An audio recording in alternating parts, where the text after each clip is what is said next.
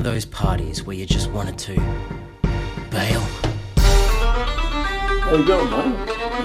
Late 123. Sound like great radio. Here are 3 tips on how to smoke bomb a party. Tip 1. Fake a phone call. I gotta take this call, mate, sorry.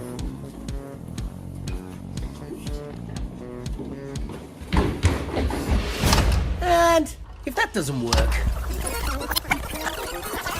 I believe that. then try tip 2.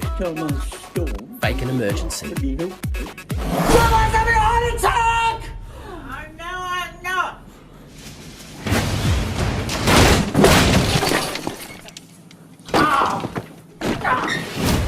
And if all else fails, then you just gotta Smoke bomb.